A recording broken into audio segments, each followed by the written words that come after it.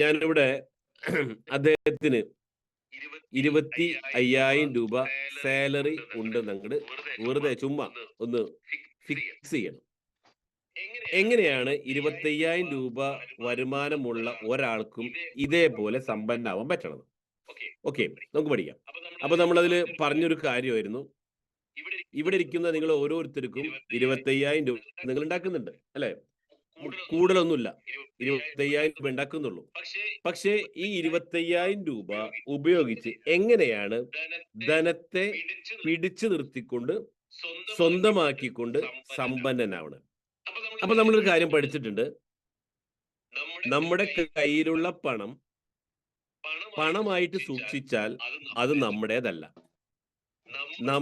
നമ്മളുടെ ഏൺ ചെയ്ത പണം സ്വന്തമാക്കണമെങ്കിൽ അത് ഇൻവെസ്റ്റ് ചെയ്തേ മതിയാവും. അല്ലാത്ത പണോ ആർക്കോ എന്തിനോ വേണ്ടി ചെലവാക്കാൻ വേണ്ടി കുറച്ച് സമയത്തേക്ക് നമ്മൾ സൂക്ഷിക്കുന്ന ഒരു വസ്തുവാണ് പണം. അതേസമയം നമ്മൾ ഏൺ ചെയ്ത പണം ഇൻവെസ്റ്റ് ചെയ്താലേ അത് സ്വന്തമാകൂ, നമ്മുടേതാകൂ. അപ്പൊ അതിന് നമ്മൾ മണി തിയറി പഠിച്ചിരുന്നു, മേക്ക് മണി അല്ലെ? പൈസ നമ്മൾ ഏൺ ചെയ്യുന്നു, അത് ചെലവാക്കാതെ ഇൻവെസ്റ്റ്മെന്റ് ചെയ്യുന്നു. ഈ ഇൻവെസ്റ്റ്മെന്റിൽ നിന്ന് കിട്ടുന്ന പ്രോഫിറ്റ് വേണം ചെലവാക്കാൻ. ഓക്കെ, അപ്പൊ 25,000 രൂപ ഇൻവെസ്റ്റ് ചെയ്തൊന്നും കിട്ടില്ല, നമുക്ക് തന്നെ അറിയാം അല്ലെ? അപ്പൊ അതിൽ പറയണത് ഇത്രയും നാളത്തെ നിങ്ങളുടെ പല തരത്തിലുള്ള പല ഏണിങ്സുകൾ ഉണ്ടാവും. ഇപ്പൊ എക്സാമ്പിൾ ആയിട്ട് സ്വർണത്തിന് ഇപ്പൊ 1,00,000 അടുത്തായി. നിങ്ങളുടെ കയ്യിൽ 10 പവൻ സ്വർണം ഉണ്ടെന്ന് വിചാരിക്കാം. ഓക്കെ, ഈ 10 പവൻ സ്വർണം നിങ്ങൾ എന്ത് ചെയ്യുന്നു? അത് വിൽക്കുന്നു, അത് നേരെ കൊണ്ടുവന്ന് നമ്മളെ ലാൻഡിലേക്ക് ഇൻവെസ്റ്റ് ചെയ്യുന്നു. നോക്കാം. അപ്പൊ ഇവിടെ ഓൾറെഡി 25,000 രൂപ വരവുണ്ട്, 25,000 രൂപ ചെലവുണ്ട്. ഇതാണിപ്പോ കോമൺ ആയിട്ട് എല്ലാവരും പ്രശ്നം. അല്ലെങ്കിൽ 1,00,000 വരവുണ്ടെങ്കിൽ 1,00,000 ചെലവുണ്ട്. വാട്ടെവർ, ഞാൻ കണക്കിന് വേണ്ടി ചുരുങ്ങിയ ഒരു ഫിഗർ എടുക്കുകയാണ്, 25,000 രൂപ. അപ്പൊ ഈ 25,000 രൂപ വരവുണ്ട്, 25,000 രൂപ ചെലവുണ്ട്. അവിടെ നിൽക്കട്ടെ. അപ്പൊ നമ്മളിവിടെ പറയണത് ഇൻവെസ്റ്റ് ചെയ്ത പൈസ മാത്രമേ ചെലവാക്കാൻ പാടുള്ളൂ. അപ്പൊ ഇവിടെ ഷെഫീഖ് ഭായ് 10,00,000 രൂപ എങ്ങനെയോ കണ്ടെത്തുന്നു. ഇത് കണ്ടെത്തിയിട്ട് എന്ത് ചെയ്തു? അദ്ദേഹം ഇത് എല്ലാവരും വേണമെന്ന് എഴുതി വെച്ചോട്ടോ. കസ്റ്റമർക്ക് പറഞ്ഞു കൊടുക്കാൻ പറ്റിയിട്ടുള്ള ഏറ്റവും നല്ലൊരു മെത്തേഡാണ് how to money theory, how to multiply money. അപ്പൊ ഇവിടെ 10,00,000 രൂപ ഏതെങ്കിലും സോഴ്സിലൂടെ നിങ്ങൾ ഇൻവെസ്റ്റ് ചെയ്യുമ്പോൾ അവിടെ ഏവറേജ് 2.5% വെച്ച് ലാഭം കിട്ടുമ്പോൾ നിങ്ങൾക്ക് എത്ര കിട്ടും? 10,00,000 രൂപയുടെ 2.5% എത്രയും? 25,000. ഓക്കെ, അപ്പൊ ചെലവാക്കാനുള്ള പൈസ എവിടെ നിന്ന് കിട്ടി? ഇപ്പൊ എക്സാമ്പിൾ, ഇപ്പൊ ഇവിടെ കുറെ പേര് നമ്മുടെ റിസോർട്ടിലേക്ക് ഇൻവെസ്റ്റ്മെന്റ് നടത്തിയിട്ടുണ്ട്. ഇവർക്കെല്ലാം റെഗുലർ ആയിട്ട് ഏകദേശം ഏപ്രിലോട് കൂടെ തന്നെ എന്ത് കിട്ടും? കറക്റ്റ് ആയിട്ടുള്ള റെന്റ് വന്നു തുടങ്ങും. ഇപ്പൊ നമ്മൾ വാടകയ്ക്ക് കൊടുത്തിട്ടില്ലെങ്കിലും അതിന്റെ അഡ്വാൻസ് എമൗണ്ടുകൾ കൊടുക്കാൻ വേണ്ടി പോകണം. പക്ഷേ ആവറേജ് ഈ ഒരു എമൗണ്ടിന് മുകളിലുള്ള ഒരു എമൗണ്ട് എന്തായാലും അവർക്ക് കിട്ടാനുള്ള രീതിയിലാണ് നമ്മൾ വർക്ക്ഔട്ട് ചെയ്തേക്കുന്നത്. ഫോർ എക്സാമ്പിൾ, അടുത്ത ഏപ്രിൽ 10,00,000 ഇൻവെസ്റ്റ് ചെയ്ത് ആരുടെ ഉണ്ട്? ഒന്ന് കൈവയ്ക്കുക. 10,00,000 അവരത്തിന് എക്സാമ്പിൾ എടുക്കാം. 10,00,000 രൂപ ഇൻവെസ്റ്റ് ചെയ്തിട്ടുള്ള ഒരാളെന്ന് കൈവയ്ക്കുക. 10 lakhs പോയാലും കുഴപ്പമില്ല. ജോസേട്ടൻ വേണ്ട, റാഫിയും വേണ്ട, ജിപ്സൺ ഉണ്ട് വേണ്ട, സുബൈർ. സുബൈർ മഞ്ചേരി, ഇത് 10,00,000 ഇൻവെസ്റ്റ് ചെയ്ത ഒരാളാണ്. ഓക്കെ, അതിന് മേലെ ഉണ്ട് തോന്നുന്നു. 10,00,000 എടുക്കുന്നു. ഇദ്ദേഹത്തിന് ഏപ്രിൽ മാസം 25,000 രൂപ കിട്ടി പ്രോഫിറ്റ് ആയിട്ട്. അപ്പൊ ഇദ്ദേഹത്തിന് ഓൾറെഡി 25,000 രൂപ ഏതോ ജോലിയിൽ നിന്ന് കിട്ടുന്നുണ്ട്. ജസ്റ്റ് പെയ്ഡ് അല്ല കേട്ടോ, 25,000 രൂപ ഏതോ ജോലിയിൽ നിന്ന് വരുമാനമുണ്ട്. അപ്പൊ ഇദ്ദേഹം ചെലവാക്കി പോരുന്നത് ഇങ്ങനെയാണ്. കിട്ടുന്ന പൈസ നേരെ എന്ത് ചെയ്യും? മേക്ക് മണി, സ്പെൻഡ് മണി. 25,000 ഉണ്ടാക്കി, 25,000 ചെലവാക്കി. ഇങ്ങനെയാണ് നമ്മൾ പോണത്. പക്ഷേ ഇദ്ദേഹം ഇൻവെസ്റ്റ് ചെയ്ത പൈസ ആവറേജ് അടുത്ത ഫിനാൻഷ്യൽ ഇയർ മുതൽ 25,000 കിട്ടുന്നു. ഓക്കെ, അപ്പൊ 10,00,000 രൂപ ഇൻവെസ്റ്റ് ചെയ്തപ്പോ 25,000 അദ്ദേഹത്തിന് കിട്ടി. എങ്കിൽ പിന്നെ അദ്ദേഹം ഏൺ ചെയ്യുന്ന പൈസ എന്തിനുള്ളതാ? ചോദ്യം മനസ്സിലായോ? ചെലവാക്കാനുള്ള പൈസ എവിടെ നിന്ന് കിട്ടി? ഇൻവെസ്റ്റ്മെന്റിൽ നിന്ന് കിട്ടി. എങ്കിൽ അദ്ദേഹം എല്ലാ മാസവും അദ്ദേഹത്തിന് ശമ്പളമുണ്ട് 25,000 റുപ്യ. വിവേകേ, പിന്നെ 25,000 ആൾ എന്ത് ചെയ്യും? Good morning sir. Good morning.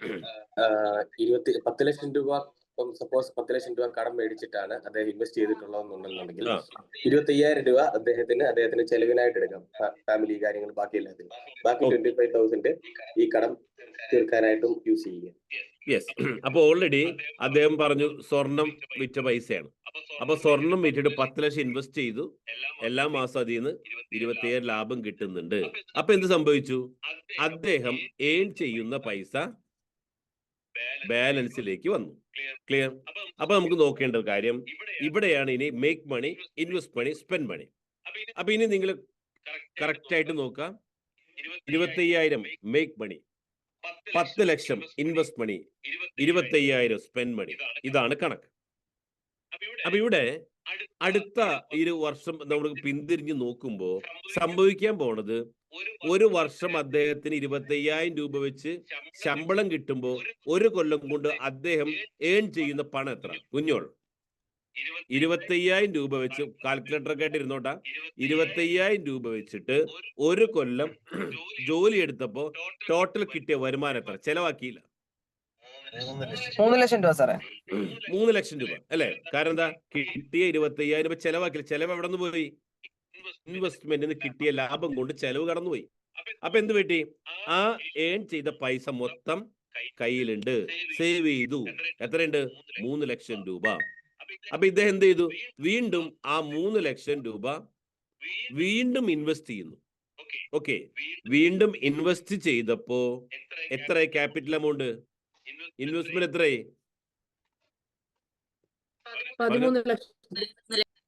13 ലക്ഷം രൂപ അല്ലെ? അപ്പൊ ആ 10 ലക്ഷം രൂപ ഇൻവെസ്റ്റ്മെന്റിന്റെ സ്ഥാനത്ത് ഉണ്ടായിരുന്നത്, ഫോർ എക്സാമ്പിൾ ജസ്റ്റ് പെയ്ഡിൽ റിസോർട്ടിലേക്ക് 10 ലക്ഷം ഉണ്ടായിരുന്നു. ഇദ്ദേഹം ഈ കഴിഞ്ഞ കൊല്ലം ഏൺ ചെയ്ത 10 ലക്ഷം മുഴുവനായിട്ട് അവിടെ ഉണ്ട്. 3 ലക്ഷം അവിടെ ഉണ്ട്. ആ 3 ലക്ഷം ഇൻവെസ്റ്റ് ചെയ്തപ്പോ ഇൻവെസ്റ്റ്മെന്റ് എമൗണ്ട് 13 ലക്ഷം. ഈ 13 ലക്ഷം രൂപയുടെ 2.5% എത്രയായി? 32,500 രൂപ അല്ലെ? ഈ 32,500 അദ്ദേഹത്തിന്റെ ചെലവ് എത്രയാണ്? 25,000. ബാക്കി എത്രയുണ്ട്? 7,500 രൂപ പെർ മന്ത് ബാലൻസ് വന്നു. അപ്പൊ 1 കൊല്ലത്തേക്ക് എത്ര ബാലൻസ് ആയി? 7,500 ഇൻറ്റു 12 എത്രയായി? 90,000 രൂപ. മാത്രമോ അദ്ദേഹം ഏൺ ചെയ്യുന്ന പൈസ എത്രയുണ്ട്? 25,000 രൂപ വെച്ച് 3 ലക്ഷം രൂപ. അപ്പൊ എന്ത് പറ്റി? നെക്സ്റ്റ് ഇയർ വന്നപ്പോ എന്തായി? ആ 3 ലക്ഷം അവിടെ വന്നു. ക്യാപിറ്റൽ എമൗണ്ട് 13 ലക്ഷം അവിടെ ഉണ്ട്. 90,000 രൂപ പ്രോഫിറ്റ് നിന്ന് കിട്ടിയിട്ടുള്ള 7,500 ഇൻറ്റു 12 90,000 കൂട്ടുമ്പോൾ ക്യാപിറ്റൽ എമൗണ്ട് 16,90,000. ഓക്കെ, അപ്പൊ എത്രയായി? നമ്മളുടെ ആ ഒരു ഇൻവെസ്റ്റ്മെന്റ് തുക 16,90,000. നെക്സ്റ്റ് ഇയർ ഇതിന് 2% മാത്രം കൂട്ടിക്കഴിഞ്ഞാൽ 42,250 രൂപ പ്രോഫിറ്റ് ആയിട്ട് കിട്ടുന്നു. ഈ 42,250 ചെലവ് എത്രയുണ്ട്? 25,000. ബാലൻസ് എത്രയുണ്ട്? 17,250 രൂപ. ഇത് 1 കൊല്ലം കാൽക്കുലേറ്റ് ചെയ്ത് എത്രയായി? 17,250 ഇൻറ്റു 12 2,07,000 രൂപ. അപ്പോഴോ വീണ്ടും ഏൺ ചെയ്ത ശമ്പളം 3 ലക്ഷം, വീണ്ടും അതും ഇൻവെസ്റ്റ് ചെയ്തു. 16,90 ക്യാപിറ്റൽ എമൗണ്ട്. ഇത് മൂന്നും കൂടെ കാൽക്കുലേറ്റ് ചെയ്തപ്പോ ഇൻവെസ്റ്റ്മെന്റ് എമൗണ്ട് 21,97,000. അതിൽ നിന്ന് കിട്ടുന്ന പ്രോഫിറ്റ് 54,925. 2.5%. ചെലവ് എത്രയുണ്ട്? 25,000. അപ്പൊ ഒന്ന് കുറച്ചേ. 29,925. 12 മാസം വീണ്ടും അത് ഒന്ന് കുടിച്ചേ. 12 ഈ എമൗണ്ട് കുറച്ച് 12 മാസം 3,59,100. 3,59,100 വീണ്ടും കൊണ്ടുവന്ന് ഇൻവെസ്റ്റ് ചെയ്തു. അതേസമയം ആ കഴിഞ്ഞ കൊല്ലം ഇൻവെസ്റ്റ് ചെയ്ത ഏൺ ചെയ്ത 3 ലക്ഷം ക്യാപിറ്റൽ എമൗണ്ട് 21,97,000. ഇത് മൂന്നും കൂടെ ആഡ് ചെയ്യുമ്പോൾ 28,56,100 രൂപയായിട്ട് ഇൻവെസ്റ്റ്മെന്റ് തുക വലുതായി കഴിഞ്ഞു. ഇതിന്റെ 2.5% 71,402 രൂപ. ചെലവ് 25,000. ബാലൻസ് എത്രയുണ്ട്? 46,402. 46,402 പെർ മന്ത് ഇൻറ്റു 12 എന്ന് പറയുമ്പോ 5,56,824. ഏൺ ചെയ്ത 3 ലക്ഷം ഇൻവെസ്റ്റ് ചെയ്തു. Capital amount 28,56,100. ടോട്ടല് ഇൻവെസ്റ്റ്മെന്റ് തുക 37,12,924. ചെലവ് 25,000. അതിന്റെ പ്രോഫിറ്റ് 92,823, 2.5%. മൈനസ് 25,000 എത്രയായി? 67,823. 67,823 ഇൻറ്റു 12. 8,13,877. 8,13,877 പ്ലസ് ശമ്പള പൈസ 3 ലക്ഷം രൂപ. Capital amount 37,12,924.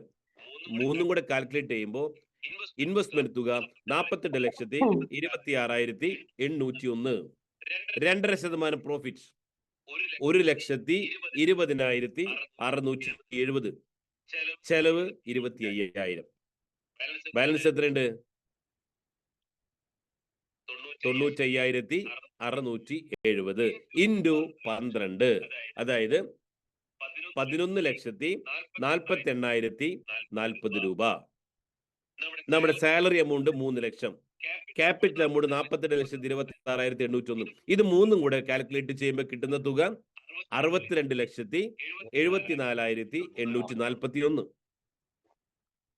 അതിന് 2.5% പ്രോഫിറ്റ് 1,56,871. നമ്മുടെ ചെലവ് 25,000. ബാലൻസ് എത്രയുണ്ട്? 1,31,871. 1,31,871 ഇൻറ്റു 12 എത്രയായി? 15,82,452 പ്ലസ് 3 ലക്ഷം രൂപ നമ്മുടെ സാലറി പ്ലസ് ഇൻവെസ്റ്റ്മെന്റ് തുക 62,74,841. ടോട്ടൽ 81,57,293 രൂപ നമ്മളുടെ ഇൻവെസ്റ്റ്മെന്റ് തുക വർദ്ധിച്ചു കഴിഞ്ഞു. അതിന്റെ 2.5% പ്രോഫിറ്റ് 2,03,932. ചെലവ് 25,000. ബാക്കിയുള്ളത് 1,78,932 ഇൻറ്റു 12 എത്രയായി? 21,47,188. സാലറി 3 ലക്ഷം. Capital amount 81,57,293. ടോട്ടൽ ഇൻവെസ്റ്റ്മെന്റ് തുക 1,04,04,481. വീണ്ടും ഇതിന്റെ പ്രോഫിറ്റ് ആയിട്ട് 2% കിട്ടുമ്പോൾ 3,44,645. ഇതിൽ നിന്ന് ചെലവ് തുക 25,000 കുറക്കുന്നു. ബാക്കി എത്രയുണ്ട്? 3,19,645. 3,19,645 ഇൻറ്റു 12 38,35,740. സാലറി കൂടിയിട്ടില്ല, 3 ലക്ഷം തന്നെ കൂട്ടിയിട്ടുള്ളൂ. പ്ലസ് ഇൻവെസ്റ്റ്മെന്റ് തുക ക്യാപിറ്റൽ എമൗണ്ട് 1,37,85,825. ടോട്ടൽ ഇൻവെസ്റ്റ്മെന്റ് തുക 1,79,21,565. അതിന്റെ 2.5% 4,48,039. 25,000 ചെലവ് കുറയ്ക്കുമ്പോൾ കിട്ടുന്ന ഒരു എമൗണ്ട് 50,76,469 പ്ലസ് സാലറി 3 ലക്ഷം പ്ലസ് ക്യാപിറ്റൽ എമൗണ്ട് 1,79,21,565. ഇൻവെസ്റ്റ്മെന്റ് തുക 2,2,2,834. 2.5% പ്രോഫിറ്റ് 5,82,450. ചെലവ് 25,000 ഇൻറ്റു 12 കുഴിക്കുമ്പോൾ കിട്ടുന്ന ഒരു എമൗണ്ട് 66,89,410. സാലറി 3 ലക്ഷം. Capital amount 2,32,92,94. ടോട്ടൽ വരുമ്പോൾ ഇൻവെസ്റ്റ്മെന്റ് തുക 3,02,87,444. കൊല്ലം കടന്നുപോയിക്കൊണ്ടിരിക്കുകയാണ്, വർഷങ്ങൾ കടന്നു പോകുന്നു അല്ലെ. അപ്പൊ നമ്മൾ വീണ്ടും 14ാമത്തെ വർഷം നമ്മുടെ ഇൻവെസ്റ്റ്മെന്റ് തുക 3,93,73,677. പ്രോഫിറ്റ് 9,84,341. അവിടെ ചെലവ് 25,000 കുറക്കുമ്പോൾ ബാക്കി കിട്ടുന്നൊരു തുക 1,15,12,103. സാലറി വർധനം കൂട്ടിയിട്ടില്ല, 3 ലക്ഷം തന്നെ അല്ലെ. ഇൻവെസ്റ്റ്മെന്റ് തുക 3,93,73,677 കൂടെ 3 കൂടെ ആഡ് ചെയ്യുമ്പോൾ 5,11,85,780. പ്രോഫിറ്റ് 12,79,644. 15 വർഷം കൊണ്ട് 10 ലക്ഷം രൂപ 5 കോടി രൂപയായിട്ട് വർദ്ധിച്ച ഒരു കണക്കാണ് ഇവിടെ കാണുന്നത്. ഇത് ഓൾറെഡി നമ്മളെ ബാങ്കിലിടാണെങ്കിലോ, ബാങ്കിലത്തെ ഒരു തുക 6.5 അല്ലേ. ഇവിടെ നമ്മൾ എത്രയുണ്ട്, അതിനേക്കാളും എത്രയോ മേലെ പോയി അല്ലെ. ഇവിടെ നമ്മൾ കണക്ക് കൂട്ടിയപ്പോ അതിന്റെ ഒരു 3 ടൈംസ് കൂട്ടിയപ്പോ തന്നെ പണത്തെ കറക്റ്റ് ചെയ്ത് ഇൻവെസ്റ്റ് ചെയ്ത് റീഇൻവെസ്റ്റ് ചെയ്യുമ്പോൾ ഇതിലെന്ത് പറ്റി, നമ്മുടെ ജീവിതത്തിൽ അല്ലെ ഒരു കോടീശ്വരനവൻ ഈ 10 ലക്ഷം രൂപ മതി അല്ലെ. ഈ 10 ലക്ഷം. അപ്പൊ ഇതിൽ ചിലർ ചിന്തിക്കും, വർഷങ്ങൾ കൂടുമ്പോ 25,000 രൂപ ചെലവ് മതിയോ? പോരാ. അപ്പൊ എന്തുണ്ട് അവിടെ? സാലറി ഇതല്ലല്ലോ. അപ്പൊ സാലറി വർധനവുണ്ടാവും, ചെലവും കൂടും. അത് അങ്ങോട്ട് ആഡ് ചെയ്ത് പൊക്കോട്ടെ അല്ലെ. നമ്മള് സാലറി ചിലപ്പോ 15 കൊല്ലം കഴിയുമ്പോൾ ചിലപ്പോ 50,000 1 ലക്ഷമൊക്കെ ഉണ്ടാവും. പക്ഷെ അതിനനുസരിച്ച് ചെലവും കൂടുന്നുണ്ട്. അപ്പൊ നമ്മൾ എന്ത് ചെയ്തു, ആ 25,000 മാത്രം കണക്കൂട്ടി കഴിയുമ്പോൾ 5,11,85,780. അപ്പൊ ഇവിടെ എന്താ പഠിച്ചേ? ധനത്തെ പിടിച്ചു നിർത്താനുള്ള കല പഠിക്കുക, സ്വന്തമാക്കുക. വെറും ഒരു 10 ലക്ഷം രൂപ മാത്രം ഇൻവെസ്റ്റ് ചെയ്താൽ പോലും അല്ലെ നമ്മുടെ ജീവിതത്തിൽ ഉണ്ടാകുന്ന വലിയൊരു മാറ്റം അല്ലെ. ഇതാണ് നമ്മുടെ നമുക്ക് പാർക്കാൻ ചന്ദനത്തോപ്പുകളിൽ ഇപ്പൊ 1 ലക്ഷം ഇൻവെസ്റ്റ് ചെയ്ത ഒരാളാണെങ്കിൽ ഇതിനെ ഡിവൈഡഡ് ബൈ 10 കൊണ്ട് കുറച്ചോ. 20 ലക്ഷം ഇൻവെസ്റ്റ് ചെയ്താൽ എന്ത് ചെയ്യാം? Into 2. 20 ലക്ഷം ഇൻവെസ്റ്റ് ചെയ്ത ഒരാളെ സംബന്ധിച്ച് ഇൻറ്റു 2. ക്ലിയർ ആവുന്നുണ്ടോ അല്ലെ?